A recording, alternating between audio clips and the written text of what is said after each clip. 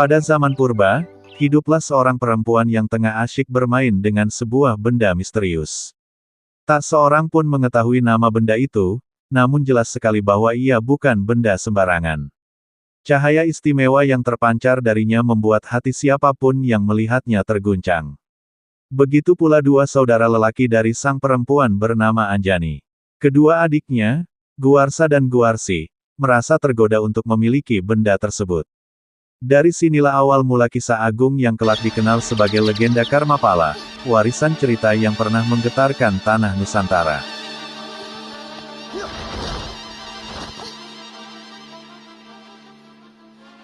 Ayolah Kakang Bo, kami cuma ingin melihat saja. Tidak, tidak Guarsi, tidak seorang pun kuizinkan. Ini milik pribadi. Sebagai seorang kesatria, kalian mestinya harus bisa menghormati hak milik seseorang. Kami hanya ingin melihat. Masa seorang kakak begitu tega kepada adiknya sendiri? Benda itu tetap milikmu. Aku bilang tidak, Guarsa.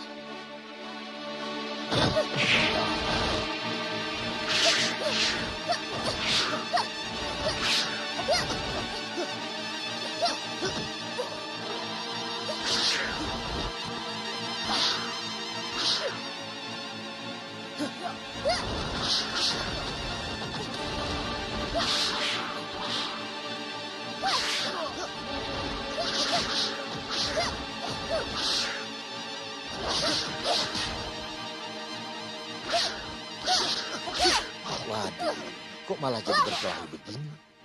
Menyesal aku mengatakannya kepada Guarsa dan Guarsi. Guarsa dan Guarsi bersikeras merebut benda itu dari tangan sang kakak. Pertengkaran mereka kian memanas, tubuh mereka berloncatan hingga terbang di udara, saling berebut tanpa henti. Pertarungan berlangsung hingga siang menjelang, sampai akhirnya mereka bertiga terhempas di halaman rumah. Kegaduhan itu membuat sang ayah, Resi Gautama, memanggil anak-anaknya untuk menghadap. Dengan wibawa seorang Resi Agung, ia menasihati ketiga putra-putrinya agar tidak saling bertengkar. Namun, kedua putranya justru membantah karena merasa nasihat itu tidak sesuai dengan apa yang mereka perjuangkan.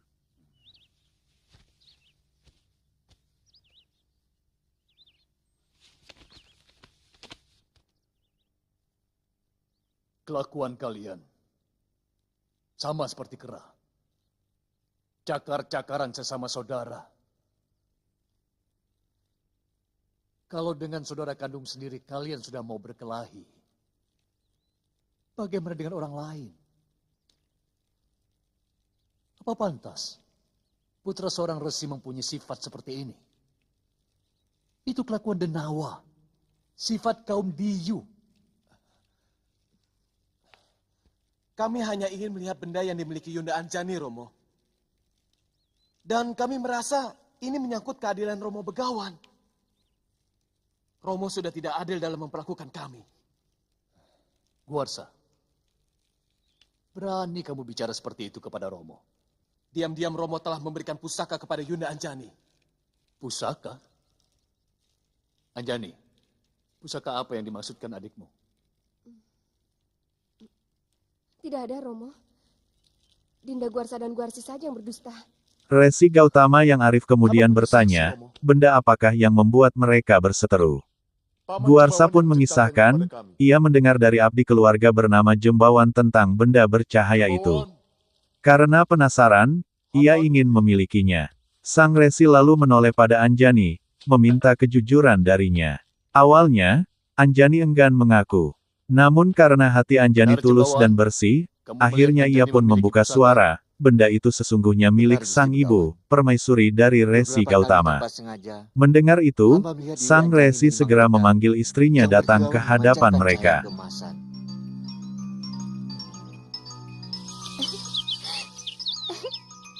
Pertama kali yang hamba melihat di halaman belakang, Dewi Anjani menimbang pusaka itu di balai bengong. Yang kedua, hamba melihat Dewi Anjani menikmatinya di tepi sendang bunga.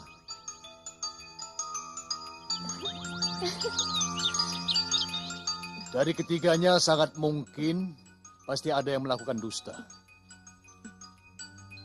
Tetapi Romo tidak ingin menurunkan kutuk pasu kepada yang melakukan dusta, kalau dia mau mengakui dustanya.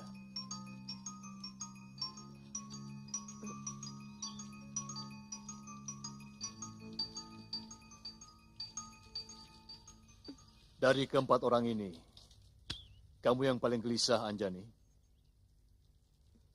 Romo yakin kamulah yang melakukan dusta. Kamu tahu kenapa kamu gelisah?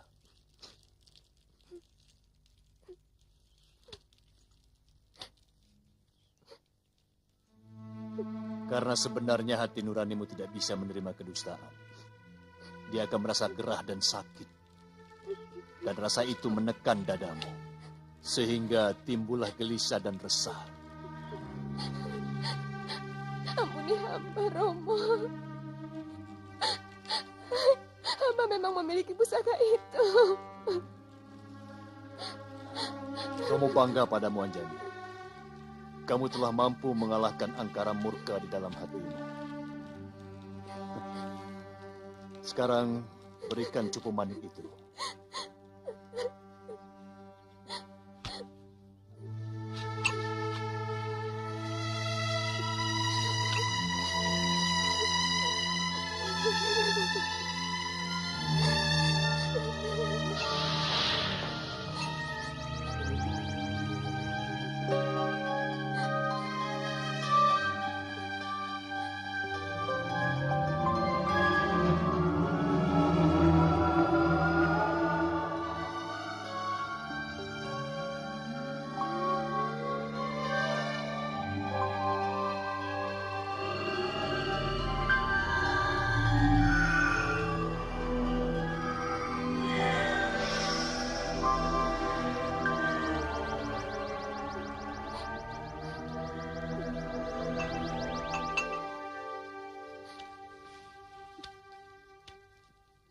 Ini yang namanya cupu manik Astagina.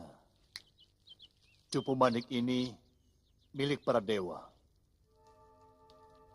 Seluruh Mayapada dan isinya ada di dalamnya.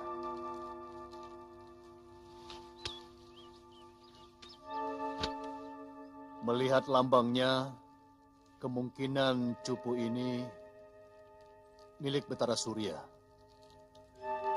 Anjani, dari mana kamu mendapatkannya? Ampun, Romo. Ibunda Dewi yang memberikan kepada hamba sebagai hadiah. Anjani, panggil ibumu kemari. Baik, Romo.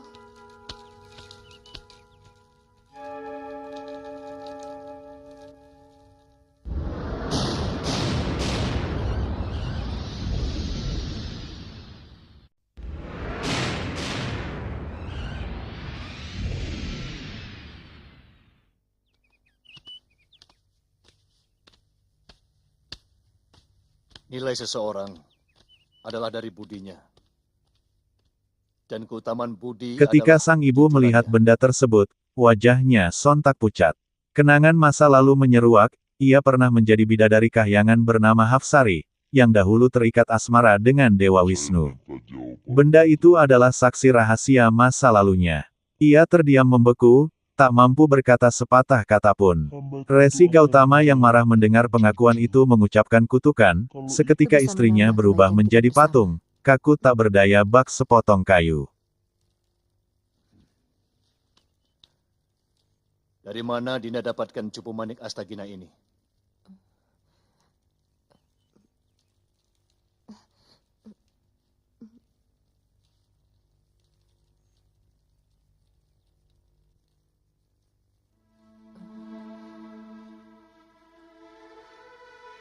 Kita akan berpisah selamanya, Kanda Betara Surya.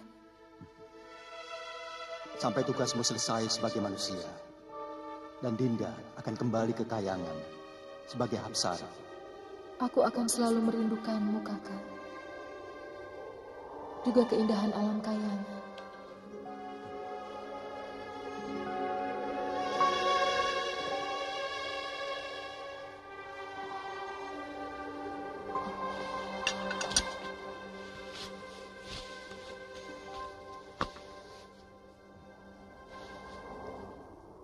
terimalah cukup manik Astagina ini. Kalau Dinda sedang murung dan bersedih, bukalah tutup cukup manik Astagina ini. Maka seluruh keindahan yang ada di alam Mayapada ini akan muncul di dalamnya.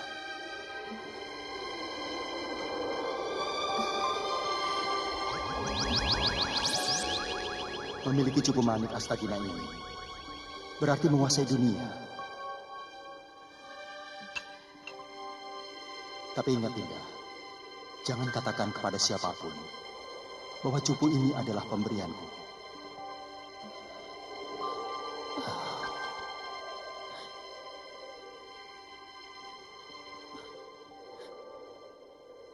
Indradi, jawab pertanyaanku tadi. Bangda, Baik. Sedikit menggugah ingatanmu. Cupu manik ini memiliki lambang Dewa Surya.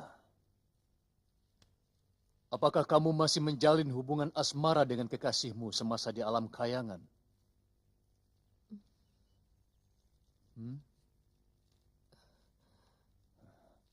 Baik. Sebagai seorang suami, aku telah menjalankan dharma kesetiaan dan kesabaran. Aku telah bertanya dengan santun, tapi mulutmu terkunci rapat. Kau diam seperti tonggak batu.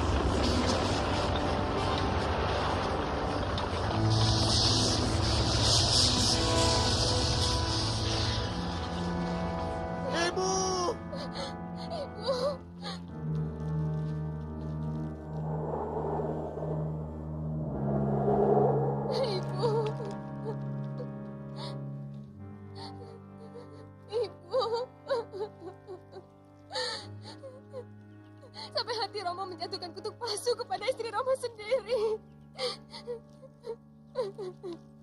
Begitu besarkah dosa yang ibunda lakukan sampai membakar angkara murka Romo Begawan? Romo Begawan, ampunilah kanjeng ibu Romo. Kembalikan beliau seperti sedia kala. Iya Romo. Hamba bersedia menggantikan menerima kutukan Romo. Hamba bersedia menjadi tugu atau menjadi batu sungai sekalipun Romo. Kutukan yang keluar dari mulut seorang resi adalah keniscayaan. Sebab sama seperti raja, sabdo resi tan keno wolawali.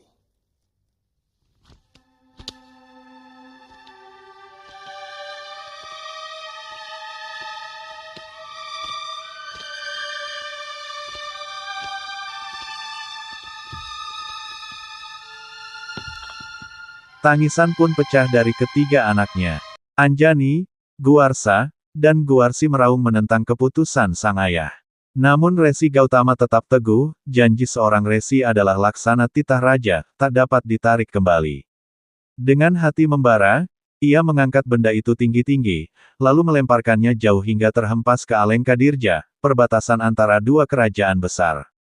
Di sanalah benda sakti itu akan menanti takdirnya, untuk kelak digunakan menumpas angkara murka di muka bumi. Untuk menghancurkan kepala salah seorang pengikut Raja Angkara Murka itu. Ketika itulah, wujud asli ibu kalian akan kembali.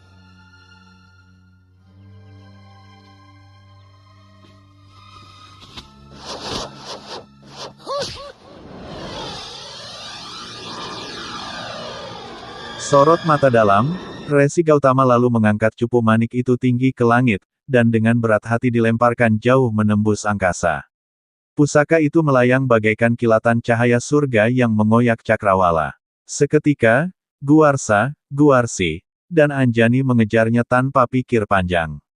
Bumi bergetar oleh derap langkah mereka, udara berdesing oleh pekik dan napas yang memburu, seolah dunia hanya tinggal satu, pusaka bercahaya yang melayang di hadapan mata.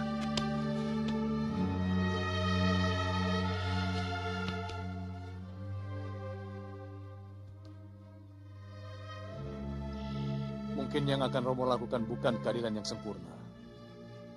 Tapi yang jelas, bukan sebuah ketidakadilan. Romo akan melemparkan cupu pemanik ini sejauhnya. Siapa yang bisa menemukan cupu ini, dialah yang berhak untuk memilikinya.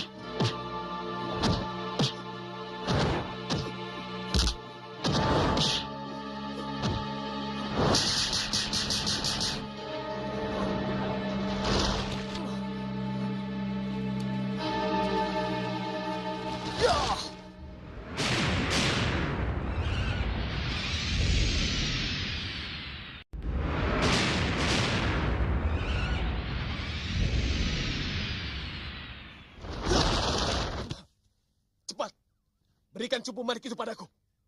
Pasti kamu telah mengambilnya dari telaga itu. Kau yang telah mencurinya. Berikan padaku. Aku yang lebih berhak daripada kau. Kurang ajar. Ya.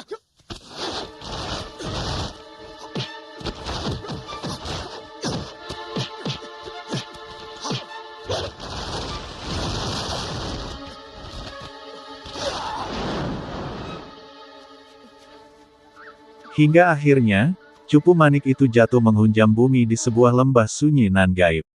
Saat menyentuh tanah, pusaka itu meledak dengan cahaya menyilaukan, langit dan bumi bergetar, dan dari ledakan itu terciptalah sebuah telaga bening laksana kaca. Guarsa dan Guarsi, tanpa menimbang bahaya, menerjunkan diri ke dalam telaga demi merebut pusaka yang mereka kira tersembunyi di dasarnya. Namun kutukan gaib menyelimuti tubuh mereka, wajah manusia memudar, bulu tebal menyelimuti tubuh, suara berubah menjadi pekik kera. Dua manusia gagah kini terkutuk menjadi makhluk rimba.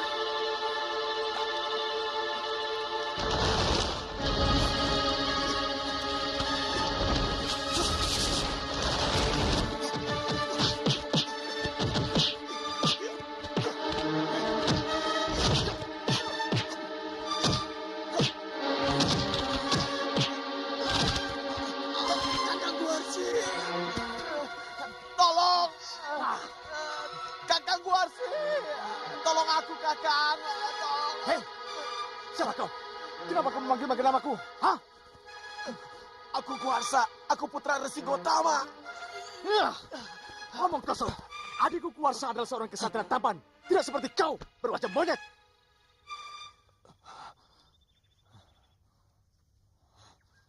Kamu sendiri siapa? Kamu mengaku sebagai Kakang Guarsi.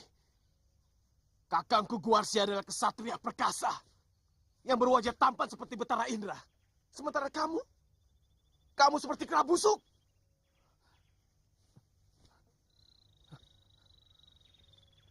Benar Kuarsa. Tubuh kita berbulu. Kita pasti telah terkena kutuk dari air telaga itu, Kuarsa.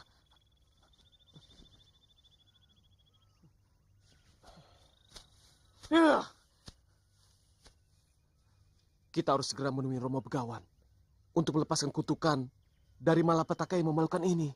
Ya, cepat kita kembali ke telaga. Kasihan kalau Yunda Anjani juga ikut mandi. Iya, ayo. Ya.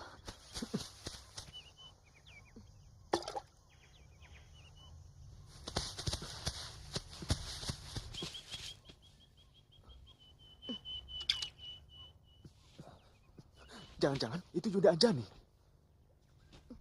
Yunda Anjani! Cepat menjauh dari telaga itu!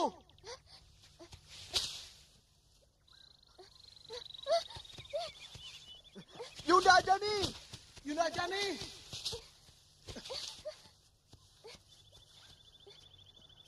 Yunda Anjani! Celaka. Yunda Anjani juga sudah berubah. Mungkin dia membasuh muka di telaga itu. Iya. Mungkin dia ketakutan melihat wajah kita. Ya.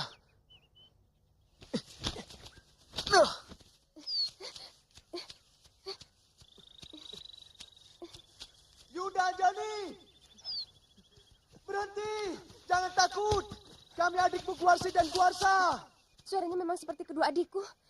Tapi aku yakin mereka itu pasti siluman. Jangan bunuh aku, siluman. Aku tidak pernah mengganggu kalian. Yunda Anjani, saya Guarsa, adikmu, dan ini Kakang Guarsi. Tidak. Kalian pasti siluman. Kedua adikku adalah kesatria yang berwajah tampan.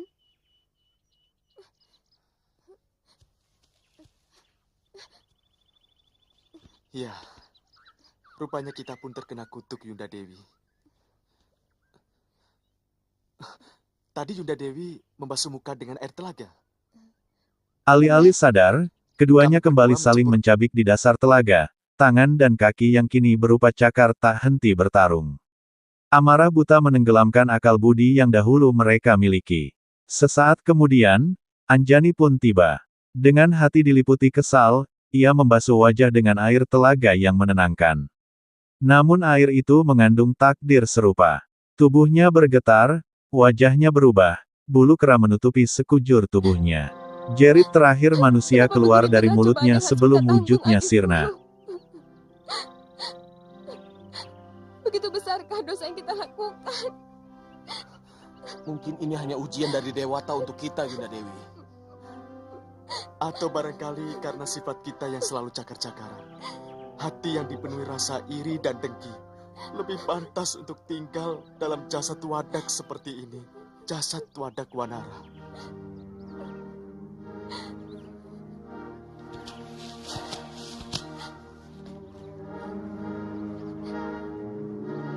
Mungkin sekarang kita sudah tidak layak lagi untuk menyandang sebutan seseorang. Mungkin kita akan lebih pantas disebut sebagai seekor.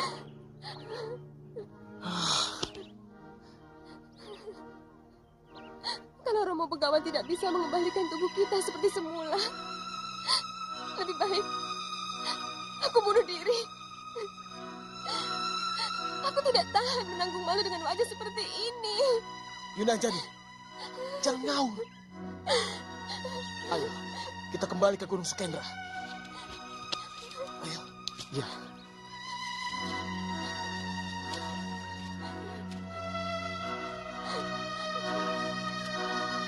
Kalian benar-benar sedang diuji oleh para dewa.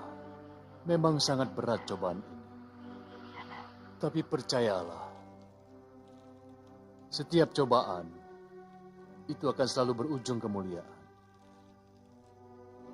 Di samping supaya kalian merenungi diri sendiri, kesalahan apa yang kalian perbuat, sehingga Dewata murka dan menjatuhkan malapetaka.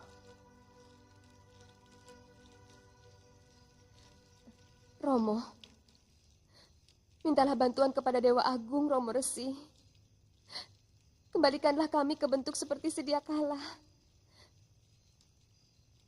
Atau kutuklah hamba sebagai batu untuk mendampingi ibunda, Romo. Hentikan tangismu, Anjani. Pepesten atau suratan dewa, jangan kau sesali. Terimalah dengan dada lapang. Karena sebuah pepesten pasti memiliki kaitan dengan pepesten lain yang sudah disuratkan di kayangan. Ketiganya kini berdiri berhadapan, sama-sama dalam wujud kera. Senyap menggantikan riuh perkelahian. Di sorot mata mereka terpantul pahitnya kesadaran, keserakahan, iri hati, dan nafsu tak terkendali telah menjerat mereka dalam kutukan ini. Mereka ingin memperingatkan, namun semuanya sudah terlambat. Karma pala, hukum sebab akibat yang tak bisa dielakkan, telah mengikat mereka tanpa belas kasihan. Di tepian telaga, angin berembus lirih membawa pesan abadi, bahwa perebutan tanpa kasih hanyalah jalan menuju kehinaan. Sejak saat itu, tiga bersaudara itu hidup sebagai kera penghuni rimba, menjadi saksi kutukan Cupu Manik Astagina, dan meninggalkan pelajaran bagi siapapun yang berani Dan melawan mulai sekarang, keseimbangan hukum semesta. Kuarsiku beri nama Subali. Kuarsa menjadi Sugriwa. Dan kau Anjani, tetap dengan nama aslimu. Hamba akan lakukan saran Romo. Hamba juga, Romo. Dewata akan memberi kalian jalan keluar. Dan jangan berhenti bertapa sebelum Dewata menghentikan tapa kalian. Kami mohon pamit, Romo Resi. Kami pamit.